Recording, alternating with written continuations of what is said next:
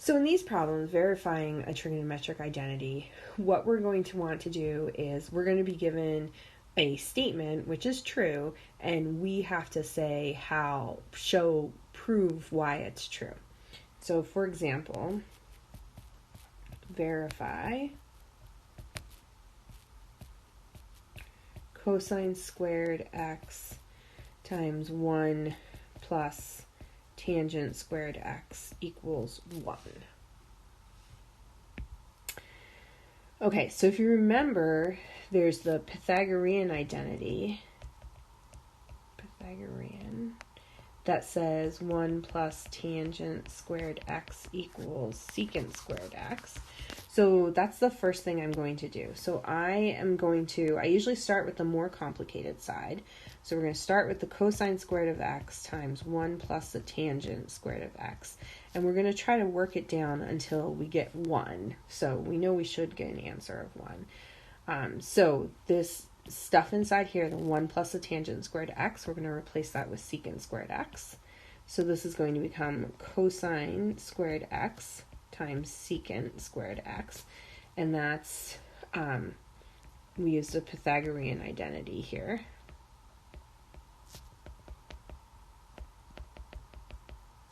And then if we think about, we can replace secant squared x with 1 over cosine squared x.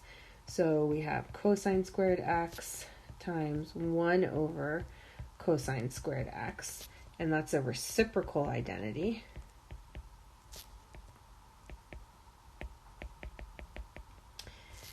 And then what ends up happening is our cosines cancel each other out, so we're just left with 1. And what we did here was some algebra. So basically, I started with the left-hand side, the more messy side I'm going to start with. And I worked it down to show that it does in fact turn out to be the right-hand side.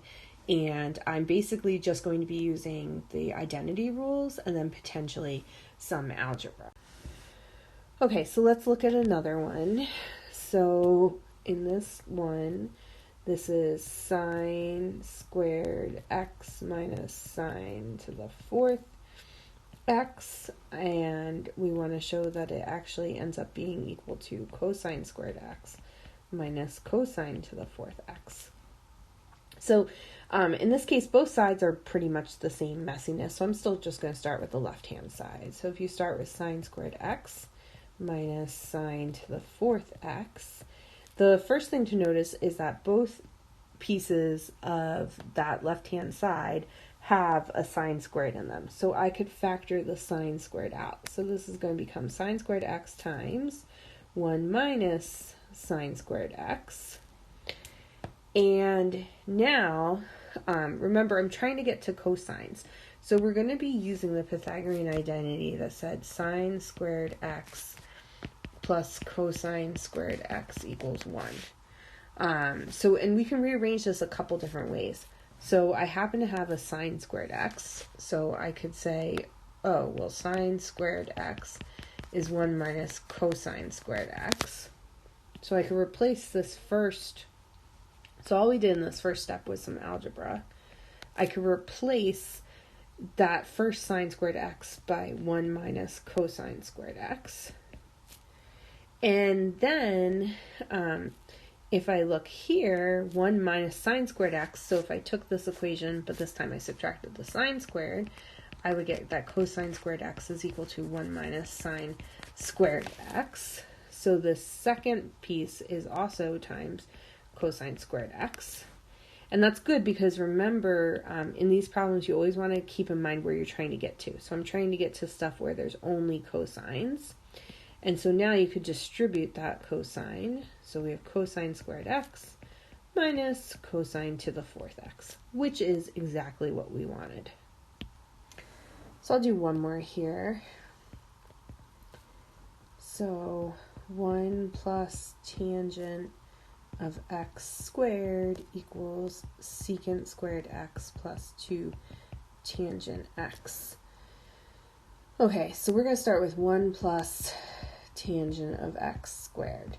And remember, this is really just saying 1 plus tangent of x times 1 plus tangent of x. So all I've done here is some algebra. Oh, I should have put up here that this step here was just the Pythagorean identities. And this last step was algebra. We kind of want to say what we're doing in each step. So now, in these problems, and back to the problem, so I've just broken up 1 plus tangent x quantity squared into 1 plus tangent x times 1 plus tangent x, which is just algebra. And now I'm going to FOIL this. So I have to do 1 times 1, I have to do 1 times tangent x, I have to do tangent x times 1, and tangent x times tangent x. So if I do all those, 1 times 1 is 1, 1 times tangent x is tangent x, tangent x times 1 is also tangent x, and tangent x times tangent x is tangent squared x. And again, all I've done is some algebra. And I can clear things up a little bit here. So 1 plus, now there's 2 of these tangents, so 1 plus 2 tangent x plus tangent squared x. And again, I've just done some algebra. So if you compare what we have here with where we're trying to get to. So we're trying to get to secant squared x plus 2 tangent x. So this 2 tangent x part, I happen to already have it. So I'll rewrite this a little bit. 1 plus, we'll write the tangent squared x next to it, plus 2 tangent x. And then the thing is if you remember, the Pythagorean identity, so remember there were a couple different ones, but there's the one that says the secant squared of x is 1 plus the tangent squared of x. And so if you notice, 1 plus the tangent squared of x, that's exactly what I have here. So I can replace that with secant squared. So this becomes secant squared x plus 2 tangent x. And this previous step, again, was just algebra, because we rewrote the problem.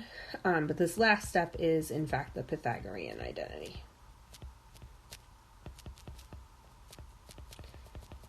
So when you're proving the identities, you always want to start, usually I just start on the left-hand side, and basically you're trying to work it until you get something on the right-hand side.